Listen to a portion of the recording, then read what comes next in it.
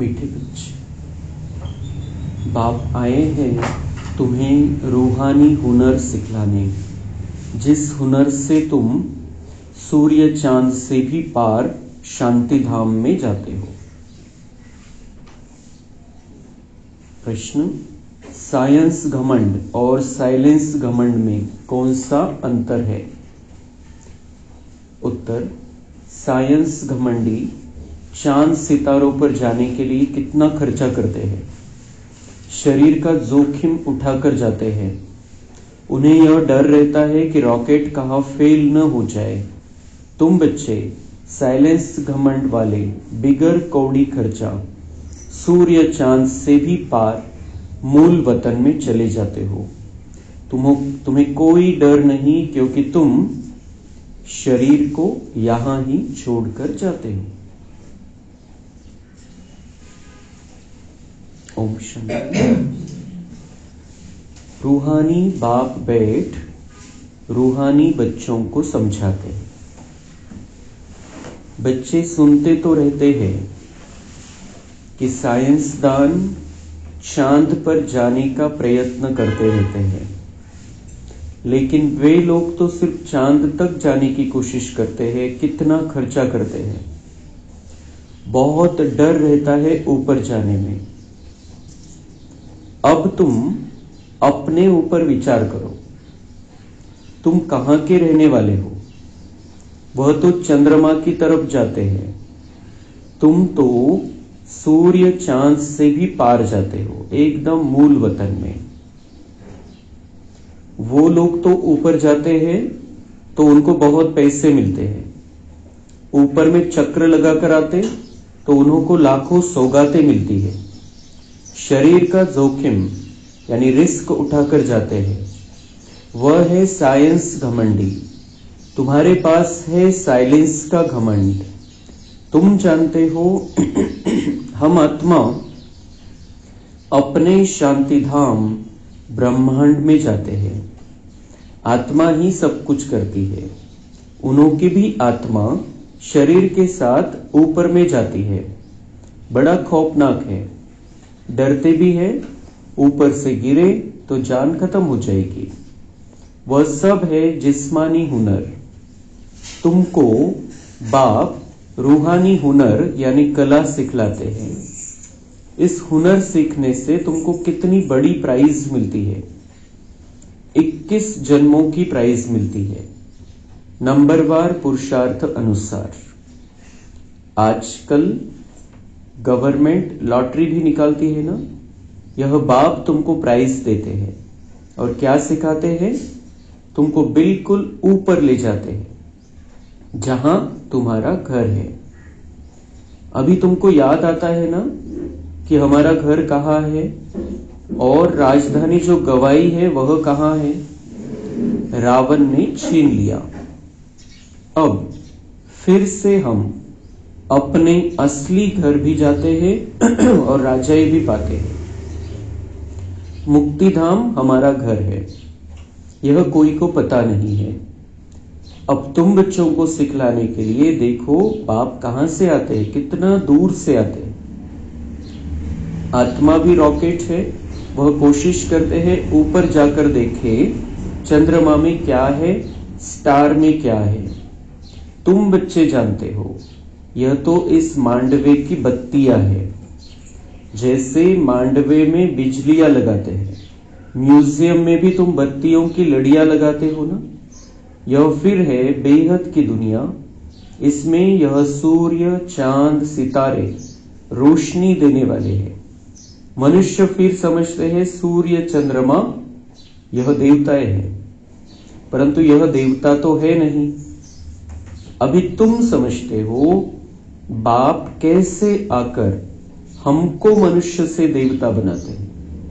यह ज्ञान सूर्य, ज्ञान चंद्रमा और ज्ञान लकी सितारे हैं। ज्ञान से ही तुम बच्चों की सदगति हो रही है। तुम कितना दूर जाते हो, बाप ने ही घर जाने का रास्ता बताया है। सिवाय बाप के कोई भी वापिस अपने घर जा नहीं सकते। बाप जब आकर शिक्षा देते हैं तब तुम जानते। यह भी समझते हैं हम आत्मा पवित्र बनेंगे तभी अपने घर जा सकेंगे। फिर या तो योग बल से या सजाओं के बल से पावन बनना है। बाप तो समझाते रहते हैं जितना बाप को याद करेंगे उतना तुम पावन बनेंगे, याद नहीं करेंगे तो पतित ही रह जाएंगे, फिर बहुत सजा खानी पड़ेगी और पद भी भ्रष्ट हो जाएगा। बाप खुद बैठ तुमको समझाते हैं तुम ऐसे ऐसे घर जा सकते हो। ब्रह्मांड क्या है, सूक्ष्म वतन क्या है, कुछ भी पता नहीं। स्टूडेंट पहले थोड़ी कुछ जानते हैं, जब पढ़ना शुरू करते हैं तो फिर नॉलेज मिलती है। नॉलेज भी कोई छोटी कोई बड़ी होती है। ICS का इम्तहान दिया तो फिर कहेंगे नॉलेजफुल, इससे ऊंच नॉलेज कुछ होती नहीं। अब तुम भी कितनी ऊंच नॉलेज सीखते हो। बाप तुमको पवित्र बनने की युक्ति बताते हैं कि बच्चों मां मेकम याद करो तो तुम पतित से पावन बनेंगे। असल में तुम आत्माएं पावन थी, ऊपर अपने घर में रहने वाली थी। जब तुम सतयुग में जीवन मुक्ति में हो तो बाकी सब मुक्ति धाम में रहते हैं। मुक्ति और जीवन मुक्ति दोनों को हम शिवालय कह सकते हैं। मुक्ति में शिव बाबा भी रहते हैं, हम बच्चे आत्माएं भी रहते हैं। यह है रूहानी हाईएस्ट नॉलेज। वह कहते हैं हम चांद के ऊपर जाकर रहेंगे। कितना माथा मारते हैं, बहादुरी दिखाते हैं, इतने मल्टी मिलियन माइल ऊपर जाते हैं, लेकिन उन्हों की आश पूर्ण नहीं होती है और तुम्हारी आश पूरी हो जाती है। उनका है झूठा जिस्मानी घमंड, तुम्हारा है रूहानी घमंड। वह माया की बहादुरी कितनी दिखाते हैं, मनुष्य कितनी तालियां बजाते हैं, बधाइयां देते हैं, मिलता भी बहुत है, करके 5-10 करोड़ मिलेंगे। तुम बच्चों को यह ज्ञान है कि उन्हों को यह जो पैसे मिलते सब खत्म हो जाएंगे, बाकी थोड़े दिन ही समझो। आज क्या है, कल क्या होगा। आज तुम नरकवासी हो, कल स्वर्गवासी बन जाएंगे। टाइम कोई जास्ती नहीं लगता है। तो उन्हों की है जिस्मानी ताकत और तुम्हारी है रूहानी ताकत, जो सिर्फ तुम ही जानते हो। वह जिस्मानी ताकत से कहां तक जाएंगे, चांद सितारों तक पहुंचेंगे और लड़ाई शुरू हो जाएगी, फिर वो सब खत्म हो जाएंगे। उन्हों का हुनर यहां तक ही खत्म हो जाएगा।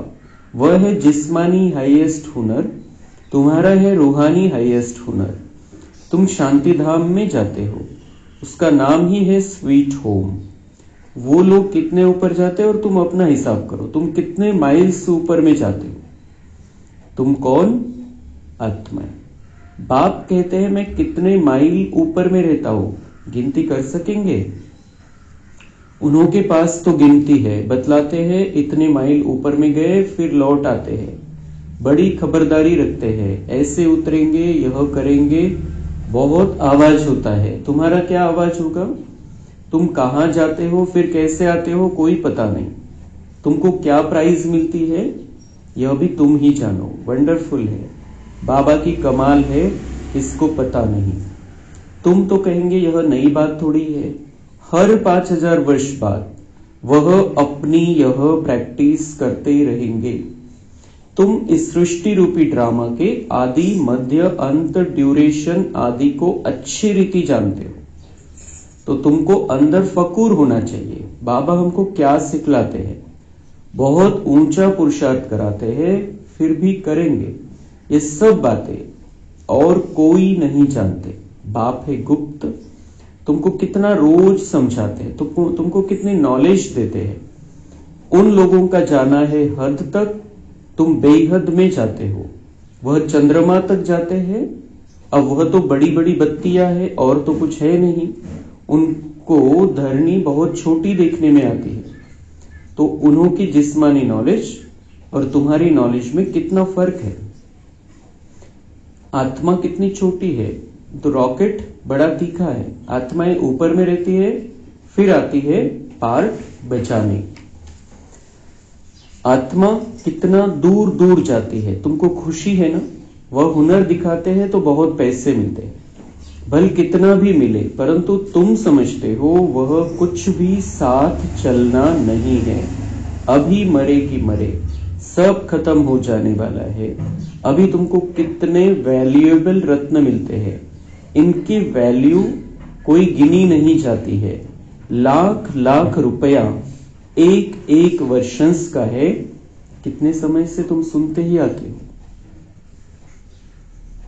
तो भगवान हमें जो ये सारी बातें सुनाते हैं, ये ज्ञान रत्न देते हैं, इनकी व्हॅल्यू कितनी आहे? बाबा म्हणतात एका एका पॉइंटचं जर व्हॅल्यू लावली, त्याची किंमत लावली तर 1-1 लाख रुपये। एक एक पॉइंट, बाबांचा इतका एक एक पॉइंट इतका महत्वाचा है। तो बाबा म्हणते आप कितने समय से सुनते आ रहे हो, मतलब कितनी कमाई कर ली है हमने, और ये जो कमाई है ये साथ में चलनी है हमारे। बाकी बाबांनी आज जे सांगितलेलं आहे की वो साइंस वाले क्या करते हैं और तुम साइलेंस में रहकर क्या करते हो। हम बाबा के बच्चे क्या कर सकते हैं, वो क्या कर रहे हैं, वो क्या करते हैं।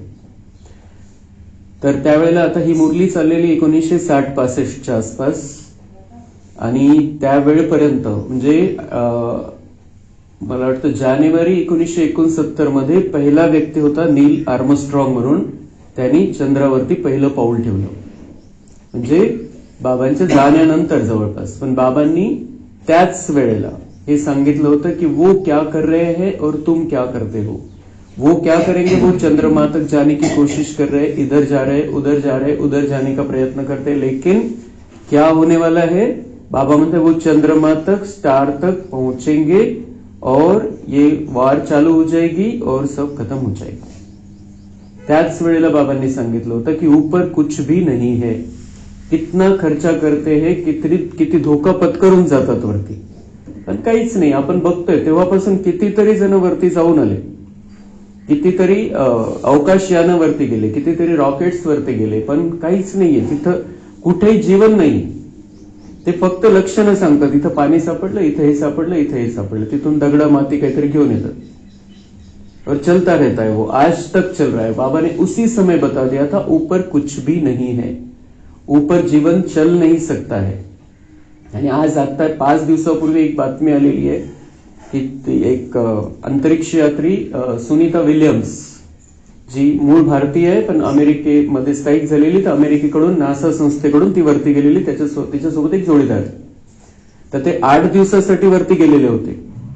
8 दिवस त्यांना अभ्यास करायचा होता। अंतरिक्ष स्थानावरती जाऊन एक स्टेशन बनवलेलं आहे तिथं, आणि तिथं राहून अभ्यास करायचं होतं। 8 दिवसाचं सगळं होतं त्यांचं प्लॅनिंग। जून मध्ये गेलेले होते आणि आता 8 महिने जवळपास फेब्रुवारी पर्यंत त्यांचं रिटर्न येण्याचं चान्स नाहीये, कारण तिथं जे मशीन घेऊन गेले, अवकाशयान घेऊन गेले, त्याच्यामध्ये बिघाड आलेला आहे आणि ते आता येऊ शकत नाही। आणि इथून पाठवलेले नवीन त्यांना घेऊन येण्यासाठी अवकाशयान, ते फेब्रुवारी होईल त्यांना जर वापस यायचं आलेच तर, फेब्रुवारी पर्यंत येतील। आणि तिचे जे चित्र आलेले असं जसं हाडांचा सापळा झालेला आहे। खाणं पिणं सगळं चालू आहे, त्यांनी ती सगळी सामग्री नेली होती, इथून पण पोहोचवता काही व्यवस्था आहे ती, पण तरी सुद्धा म्हणजे इतकं बाबांनी जे सांगितलं वो इतना जोखिम उठाकर जाते, ये करते, ऐसा वैसा सब, लेकिन मिलने वाला कुछ भी नहीं है। उसी समय बाबा ने बताया था। आज हम 2024 में हैं, जब विज्ञान इतना आगे बढ़ गया है, लेकिन बाबा ने उसी समय ये सारी बातें बता दी थी, उधर कुछ मिलने वाला नहीं है। ये चांद, सितारे, सूरज, ये सब कुछ मांडवे की रोशनियां हैं। जसं स्टेजवरती फोकस लावतात, इथं स्टेजवरती आपण इथं नाटक चाललेलं आहे आणि ते लाईट आहे या नाटकासाठी, सूर्य, चंद्र, तारे, बाकी वहां पर कुछ मिलना नहीं है। लेकिन बाबा म्हणते वो जाते रहते हैं। आणि आल्यानंतर जे परत, आता परत तर आलेच, आता ही इथं ह्या वेळेला बिघाड झालेलं आहे, त्यामुळे ते तिथंच थांबलेले, वरतीच आहे, आणि फेब्रुवारी पर्यंत चान्स नाही येण्याचं, पण बरेच जण जाऊन आले परत समजा। तो बाबा म्हणते उनको बहुत सारे पैसे मिलते, बहुत सारे प्राइज मिलती है, कितीतरी त्यांचं स्वागत होतं वरती जाऊन आल्याबद्दल, किती करोड़। त्यावेळेला बाबा म्हणते 5-10 करोड़ मिलेंगे उस समय का, इस समय भले 500 करोड़ मिल जाए उनको, लेकिन खत्म तो होने वाले हैं, वो पैसे भी खत्म हो जाएंगे, उनका शरीर भी चला जाएगा। लेकिन बाबा म्हणतात तुम क्या कर रहे हो अभी, अभी तुम जो कमाई कर रहे हो, वो कमाई तुम्हारे साथ में आने वाली है। जन्म जन्मांतर तुम्हें ये कमाई साथ में चलेगी तुम्हारे, और तुम्हारा जीवन ऊंचे से ऊंचा रहेगा। उसके लिए तुम, बाबा म्हणता है, तुम किसी भी सहारे के बिना परम धाम पहुंच जाते हो। कितना समय लगता है? हमने कमेंट्री तो 10, 12, 15 मिनट सुनी, लेकिन हम कितना समय में पहुंच सकते हैं परम धाम में? 1 सेकंड। मैंने सोचा मैं यहां हूं और मैं पहुंच गया हूं बाबा के पास, तो मैं पहुंच जाता हूं मन बुद्धी से। बाकी आपण बघतो, जसं आपण दादींना बघितलं काल, की दादी को एक झटका बैठा, दादी ऊपर चली गई। वो मन बुद्धी त्यांचं आपल्यापेक्षा थोडं वेगळं असतं, ते ध्यानामध्ये जाणं ते वेगळं असतं थोडंसं, संदेशीचं आणि जो दादींचा पार्ट है बाबांना आणण्यासाठी। तो वो आकर बैठते हैं, एक झटका लगता है, आत्मा ऊपर चली जाती, फिर बाबा आते, फिर झटका लगता है, थोड़ा सा नॉर्मल झटका लगता। तो वो उनका अलग पार्ट है, लेकिन कितना समय लगा, और बिना किसी सहारे के। शरीर तो यही रहता है, आत्मा चली जाती है ऊपर। ठीक, ती आत्मा पण शरीर नाही सोडत, पण त्यांचं थोडं वेगळ्या पद्धतीचं आहे, वेगळ्या प्रकारच्या, ते एकदम जसं काही इथून ती आत्मा गेलीच अशा पद्धतीचं त्यांचं ते त्यांचा पार्ट आहे त्या प्रकारचा। आपण आत्मा इथं बसून मन बुद्धीच्या द्वारे 1 सेकंदामध्ये बाबांकडे जातो। कुठे जातो? परमधाम। किती दूर आहे? सूर्य, चंद्र, ताऱ्यांच्या पलीकडे, जिथे या दुनियेतले कुठलंही साधन पोहोचू शकत नाही, कुठलंही रॉकेट, कुठलंही अंतरिक्ष यान, काही नहीं पोहोचू शकत। और हम मन बुद्धि से वहां पर पहुंच जाते हैं। बाबा मतलब उसकी गिनती नहीं कर सकते कितना दूर है, बाकी वो हिसाब बताते, इतना दूर तक हम गए, इतके किलोमीटर वरती आहे, इतके किलोमीटर वरती चंद्र आहे, तिथपर्यंत आम्ही गेलो। चंद्र, सूर्य, तारे, ते म्हणतात अजून अशा कितीतरी आकाशगंगा है। तो वो फिर भी जहां तक जाते हैं उसका किलोमीटर का हिसाब बता सकते हैं, लेकिन परमधाम, सूक्ष्म वतन, ये 5 तत्वों के पार है, वहां तक कोई भी सायन्स वाला कभी भी पहुंच नहीं सकता है। किती आपण किती मोठे आहे, त्यांचे इतके मोठे मोठे शोध चाललेले, इतका खर्च चाललेला आहे, इतकं काही ते करताय, प्राप्ति कुछ भी होने वाली नहीं है। उसी समय बाबा ने बताया था, और अभी साकार में सामने देख रहे हैं हम, कुछ भी नहीं मिल रहा है, प्रयत्नच चाललेला आहे त्यांचा। त्यांचं म्हणणं आहे की आता 3रं महायुद्ध होईल त्यावेळेला आम्ही चंद्रावरती ती तयारी करून ठेवू, तिथं आम्ही प्लॉट घेऊ, तिथं राहू, पर हो नहीं सकता है अभी। ये हे जे चित्र आलेलं आहे आता तिचं, तर इतकं परेशान करणारं चित्र आहे त्या लोकांना पण, की ये क्या हो रहा है, कसं राहू शकतील ते तिथं जाऊन वरती? हो ही नहीं सकता है। तो बाबा ने बताया वो सब ये करते रहेंगे, लड़ाई लग जाएगी, सब खत्म हो जाएगा, उनका हुनर यहां तक ही काम में आने वाला है, और ये 5000 साल में फिर रिपीट करेंगे, फिर ऐसे होगा, याच्यापेक्षा पुढे ते जाऊ शकत नाही। आता हे अंतिम टप्प्यामध्ये त्यांचं जे शोध कार्य आहे ते अंतिम टप्प्यामध्ये, आणि आता लढाई चालू होऊन जाईल, महाविनाशाचा काळ सुरू होऊन जाईल, त्यांचं सगळं जे काही शोध कार्य आहे ते इथंच थांबून जाईल। अभी वो कुछ समय तक तो करते ही रहेंगे, जब तक ये युद्ध चल रहा, महायुद्ध चालू होता नहीं है, तब तक उनका वो अलग अलग प्रोसीजर चलती रहेगी ऊपर वाली। लेकिन बाबा ने पहले ही भविष्यवाणी कर दी है, वहां पर कुछ भी नहीं, सारा खेल यहां पर चलता है नीचे।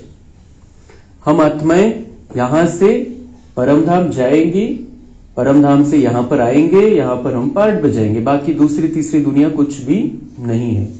तो यहां पर बाबा बोलता है अभी तुम्हें घर वापस चलना है, तुम्हें सूर्य चंद्र तारांगन के पार जाना है, मैं तुम्हें लेने आया हूं, मैं वहां से आता हूं, मैं सबसे दूर से आता हूं तुम्हें लेने के लिए। तुम्हारा घर सबसे दूर है, तुम वहां मन बुद्धि से अभी पहुंचते हो, अभी डायरेक्ट भी जाना है, डायरेक्ट भी जाना है, लेकिन कैसे जाना है? पवित्र होकर जाना है। सब जाएंगे डायरेक्ट, सब परमधाम जाने वाले, सब उसी घर से आए हैं, सूर्य चंद्र तारांगन से पार जो हमारा घर परमधाम, शांतिधाम, मुक्तिधाम है, वहां से ही सभी आत्माएं यहां पर आई है। लेकिन जाना कब होता है? जब बाबा आते हैं लेने के लिए। परमधाम के गेट सिर्फ बाबा के लिए खुले हैं अभी, बाबा ही जा सकता है, आ सकता है, आ सकता है, जा सकता है, लेकिन बाकी हमारे जाने के लिए परमधाम के गेट डायरेक्ट खुले नहीं, डायरेक्ट हम आत्मा वहां पर नहीं पहुंच सकते परमधाम में।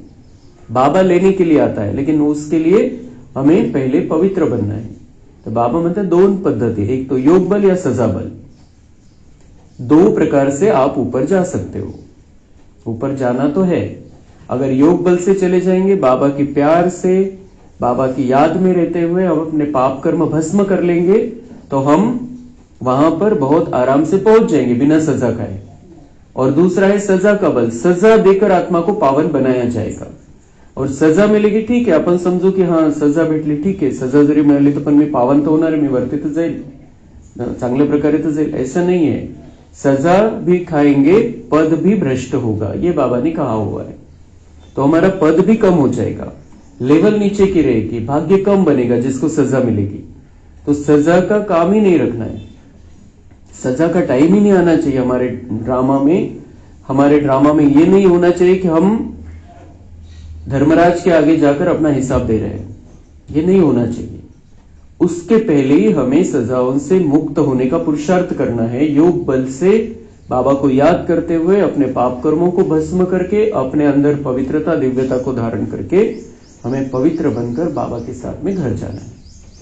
ऐसे मन बुद्धि से हम जाते आते रहे तो हमारे अंदर वो पवित्रता आ जाती है। हमें बार बार ये प्रैक्टिस करनी, मैं आत्मा यहां से निकली परमधाम बाबा के पास, बाबा से शांति ली, बाबा से पवित्रता की किरणी ली, फिर वापस नीचे। जितना समय हम वहां पर टिक सकते हैं उतना समय टिकना है। कोणाला 10 सेकंद शक्य 10 सेकंद बाबांकडे राहायचं, 1 मिनिट शक्य 1 मिनिट राहायचं, वाढवत चालायचं तो टाइमिंग। जितना हम बाबा के पास में रहेंगे ऊपर जाकर, उतना हमारे अंदर पवित्रता आती रहेगी, शक्ति का संचार होता रहेगा। और वो शक्ति, पवित्रता, ज्ञान, शांति, आनंद, प्रेम, उसको हम इस जीवन में उपयोग में ला सकेंगे, इथं कामात येते। पुढचं काय आत्मा चार्ज होती है, एनर्जी येते है, शक्ती मिळती आहे, भाग्य बनतंय, पण ते जेव्हा आपण आपल्यामध्ये घेतोय तेव्हा ते आपण जीवनामध्ये प्रॅक्टिकल मध्ये वापरू शकणार आहे, आणि ते मग आपलं जीवन सुखदायी होऊन जाईल, आनंददायी होऊन जाईल, प्रेमाने भरपूर होऊन जाईल, पवित्र जीवन होऊन जाईल। इसलिए बाबा से कांटेक्ट, बाबा से कनेक्शन और बाबा से सारी प्राप्ति कर लेनी है। मन बुद्धि की यात्रा हमारी सदा चलती रहे, यहां से बाबा तक।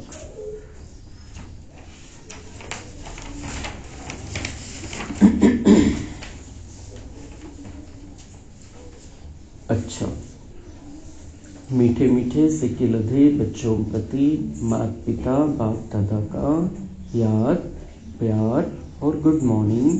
रूहानी बाप की रूहानी बच्चों को नमस्ते। हम रूहानी बच्चों की रूहानी बाप दादा को याद, प्यार, गुड मॉर्निंग, नमस्ते। वहाँ बाबा वहाँ, शुक्रिया बाबा शुक्रिया। धारणा के लिए मुख्य सार है, बाप से साइलेंस का हुनर सीखकर इस हद की दुनिया से पार बेहद में जाना है। नशा रहे, बाप हमें कितना वंडरफुल ज्ञान देकर कितनी बड़ी प्राइस देते हैं। इतना सुंदर ज्ञान बाबा हमें दे रहा है, आणि बक्षीस काय मिळणार आहे, आपल्या नंबरवार पुरुषार्थानुसार।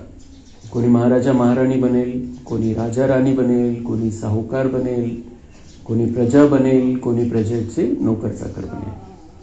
तो प्राइज लेनी है, बहुत बड़ी प्राइज बाबा से हमें लेनी है। बाबा से ज्ञान प्राप्त करके उस जीवन में हमें आचरण में लाना है। बेधड़क होकर बहुत रसीली ढंग से सेवा करनी है। माया की लड़ाई में बलवान बन जीत पानी है। मुरली सुनकर सुजाग रहना है और सबको सुजाग करना है। मैं बहुत मीठे ढंग से, रसीले ढंग से सबकी सेवा करनी है। कोणत्याही म्हणजे बिलकुल त्यांना असं अवघड जाईल अशा भाषेमध्ये नाही सांगायचंय, सोप्या भाषेमध्ये, गोड भाषेमध्ये आपण कोणालाही हा रस्ता दाखवायचा है, ज्ञान द्यायचंय। माया की लढाई है, उसमें बलवान बनकर जीत पाहिजे। शक्ती वाढवायची आपली, मायेसोबत युद्ध आहे आणि आपली शक्ती वाढवून आपण मायेवरती विजय प्राप्त करायचा आहे। मुरली सुनकर सुजाग रहना और सबको सुजाग करना है। आपल्याला जागृत स्थितीमध्ये राहायचं। मुरली ऐकू आपण तर आत्मा जागृत स्थितीमध्ये राहील, आणि जितकं आपण जागृत राहू तर दुसऱ्यांनाही आपल्याला जागृत करता येईल। वरदान है, परम पूज्य बन, परमात्मा प्यार का अधिकार प्राप्त करने वाले संपूर्ण स्वच्छ आत्मा भव। सदा ये स्मृति जीवन में लाओ कि मैं पूज्य आत्मा इस शरीर रूपी मंदिर में विराजमान हूं। कायम आठवण ठेवायची कि मैं पूज्य आत्मा। मैं कौन हूं, कौन सी आत्मा हूं, मैं पूज्य आत्मा हूं। कहां पर हूं? शरीर रूपी मंदिर में विराजमान हूं। ही पूज्य आत्मा, पूज्य मूर्ती, आत्मा रूपी मूर्ती, हे शरीर एक मंदिर, त्या शरीरामध्ये मी आत्मा, पूज्य आत्मा विराजमान आहे. म्हणजे किती दिव्य स्थिती होऊन जाईल. मग ही जर आठवण असेल आपल्याला तर आपण शरीराला पण स्वच्छ ठेवू, जसं मंदिराला स्वच्छ ठेवतो. आणि मूर्तीचा अभिषेक करतात, तो हमें भी अपनी आत्मा, हम आत्मा है और बाबा की किरणों से इसका रोज अभिषेक करना है.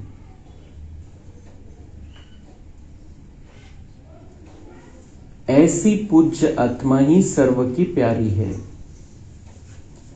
उनकी जड़ मूर्ति भी सबको प्यारी लगती है. जो मंदिर में मूर्ति रखते हैं वो भी सबको प्यारी लगती है. किसकी मूर्ति बनी है? हमारा ही यादगार है. कोई आपस में भल झगड़ते हो लेकिन मूर्ति को प्यार करेंगे क्योंकि उनमें पवित्रता है. आपसामध्ये भांडणं आहे, दोघं आपसामध्ये भांडतायत, पण मूर्ती समोर जाऊन दोघंही पूजा करतात, दोघंही प्रेम करतात त्या मूर्ति. क्यों? क्योंकि मूर्ति में पवित्रता है. तो ऐसे हमें भी पवित्र बनकर अंदर रहना है. तो अपने आप से पूछो, मन बुद्धि संपूर्ण स्वच्छ बनी है? जरा भी अस्वच्छता मिक्स तो नहीं है? तो पवित्र रहना है मतलब किसी भी प्रकार की अस्वच्छता अंदर नहीं होनी चाहिए मन बुद्धि में. शरीर से भी पवित्र रहना है क्योंकि मंदिर है, और मन बुद्धि को भी पवित्र स्वच्छ रखना है. कोणत्याही प्रकारचा मळ, कोणत्याही प्रकारचा वैरभाव मनामध्ये नसला पाहिजे, स्वच्छता असली पाहिजे. तर बाबा म्हणते चेक करा क्या आप मंदिर में विराजमान दिव्य मूर्ति हो, पूज्य मूर्ति हो, तो क्या आप में अस्वच्छता है? अस्वच्छता असेल तर त्याला स्वच्छ करायचे, बाबांच्या किरणाचा अभिषेक करायचे त्याच्यावरती. जो ऐसे संपूर्ण स्वच्छ है वही परमात्मा प्यार के अधिकारी है. जो ऐसे संपूर्ण स्वच्छ है वही परमात्मा प्यार के अधिकारी है. तो हमने देखा कल बाबा प्यार का सागर हमारे सामने विराजमान था, और आधी मुरली बाबा ने स्नेह पर चलाई कि बाबा का प्यार बच्चों के लिए, और इतना वो ते जसं उतू जात होतं बाबांचं प्रेम. तो प्यार का सागर प्यार लुटाता है बच्चों पर. लेकिन आज दूसरे दिन बाबा वरदान दे रहा है कि जो ऐसे संपूर्ण स्वच्छ है वही परमात्मा प्यार के अधिकारी है. परमात्मा का प्यार प्राप्त करने का अधिकार किसको है? जो स्वच्छ है. मतलब वो अनुभव किसको होगा? बाबा तो दे रहा है, सूर्य की किरणें तो आ रही है, लेकिन अगर हम अंदर बैठे, खिड़की लगाकर बैठे, दरवाजे लगाकर बैठे, तो हम तक वो नहीं पहुंचती है. तो ऐसी मन बुद्धि की खिड़कियां लगी हुई है. मन बुद्धि अगर अस्वच्छ है तो बाबा के प्यार की किरणें हम तक नहीं पहुंचती है. वो दे रहा है लेकिन हमारा रिसीवर ठीक नहीं है, तो वो हम तक नहीं पोहोचते. तो अनुभव येतो, ते दिसतं सगळं, पण आत्म्याला अनुभव केव्हा होईल? जेव्हा मध्ये स्वच्छता राहील. आणि आत्म्याला तो अनुभव होणं म्हणजे त्याच्यासारखा तर आनंदच नाही, स्थितीच बदलून जाईल कि भगवान का प्यार आ गया है अंदर, भगवान की किरणें अंदर आ गई है, भगवान का प्यार बरस रहा है जिस आत्मा पर, वो तो सारी स्थिति बदल जाएगी. तो बाबा म्हणते ये जो मेरा प्यार तुम्हें अनुभव कब होगा? जब तुम अंदर से स्वच्छ, म्हणजे काही ठेवू नका मनामध्ये. बाकी ते पापकर्म आहे ते तर आपल्याला योग बलाने भस्म करायचे, पण आता कोणाविषयी काही ठेवायचं नाही मनामध्ये. मनाला बिलकुल स्वच्छ ठेवायचे. कोणत्याही प्रकारची विकारांची भावना, कोणाविषयी, कुठल्या व्यक्ती, वस्तू, परिस्थितीविषयी कुठल्याही प्रकारचं व्यर्थ मनामध्ये नहीं ठेवायचे. तो जितना हम स्वच्छ, इस ओर बाबा ने इशारा भी किया है, कुछ बातें है बाबा की वैसे, पण बाबांचा मेन उद्देश होता कालचा कि प्यार देना है बच्चों को, लेकिन हमें भी अधिकारी बनकर बाबा का प्यार पाना है. तो कल का दिन इतना सुंदर था. सभी धर्मों, बहुत सारे धर्मों के लिए विशेष दिन था कल तो कार्तिक पूर्णिमा थी. कार्तिक पूर्णिमा उस दिन देव दीपावली भी मनाते, देव दीपावली थी. उसके बाद गंगा स्नान होता है उस समय. फिर सिख धर्म की गुरु नानक की जयंती थी कल का दिन. और जैन धर्म में जो हमारा यादगार है पारसनाथ, उसकी भी यात्रा थी कचनेर में. उसको बहुत महत्व देते, देश भर से लोग आते हैं. तो सभी धर्मों की सभी आत्माएं मूर्तियों को देख रही थी, उनके इष्ट को देख रही थी, उनके धर्म स्थापक को देख रही थी, यादगार देख रहे थे, हमारे उसका यादगार चल रहा था। लेकिन वो किस लिए करते हैं सब?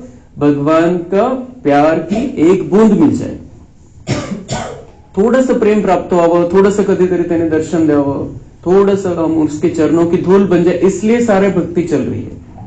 और उसी दिन भगवान शाम में आकर हमारे ऊपर प्यार लुटा रहा था। वो प्यार का सागर प्यार बरसा रहा था। वो सामने से ऑफर कर रहा था कि आप मुझसे प्यार करो, मैं प्यार का सागर हूं, मेरे साथ में रहो, मुझसे जितना प्यार लेना चाहो उतना ले लो। और वो सब क्या कर रहे थे कल दिन भर? भगवान के एक बूंद प्यार के प्यासे, और उन्हें पता है कि कभी भी मिलेगा, किसी जन्म में मिल सकता है भगवान का प्यार। उसके लिए वो सारा कुछ करते हैं। और भगवान हमारा हो गया, पूरा का पूरा प्यार का सागर हमारा हो गया है। फक्त आता बाबांनी इतकंच क्लिअर केलं दुसऱ्या दिवशी सकाळी की अधिकार लेना है, वो प्यार का अधिकार लेना है, तो मन बुद्धी को एकदम स्वच्छ बनाकर रखो, काहीच ठेवू नका मनामध्ये, कुठल्याही प्रकारची गडबड, कुठल्याही प्रकारचं व्यर्थ, कुठल्याही प्रकारचे विकारांचे विचार, भावना, कोणाविषयी कुठल्याही प्रकारचे संकल्प काही नाही करायचे। हमें अपने को देखना है, अंतर्मुखी होना है, और बाबा के प्यार में सदा अपने आप का अभिषेक करते रहना है। उसकी किरणें अपने ऊपर आती रहनी चाहिए प्यार की, और वो आएगी और असर कब करेगी? जब हम अंदर से स्वच्छ हैं, बिल्कुल स्वच्छ हो गए, काहीच ठेवलेलं नाही मनामध्ये। तो ऐसी स्थिति हमें अपनी बनाकर रखनी है, जो हम उसके प्यार के अधिकारी बनकर रहे, अधिकार से उसका प्यार प्राप्त करते रहे। स्लोगन है, ज्ञान के खजाने को स्वयं में धारण कर हर समय हर कर्म समझ से करने वाले ही ज्ञानी तू आत्मा है। तो ज्ञान के खजाने, बाबा ने कहा है कि ये जो वर्षन्स तुम्हें मिल रहे हैं, जो सारे ज्ञान के पॉइंट्स मिलते हैं, उनकी व्हॅल्यू, एक का पॉइंटची, एका वाक्याची जर आपल्याला जी प्राप्ती होणार आहे त्याचा हिशोब जर लावला तर एक वाक्य 1 लाखाचं आहे। तो बाबा म्हणते ये खजाना है, ये तुम्हें मालामाल करने वाला है, इसका हिसाब नहीं निकाल सकते। सिर्फ उसको क्या करो? ज्ञान के खजाने को स्वयं में धारण कर हर समय हर कर्म समझ से करने वाले ज्ञानी आत्मा है।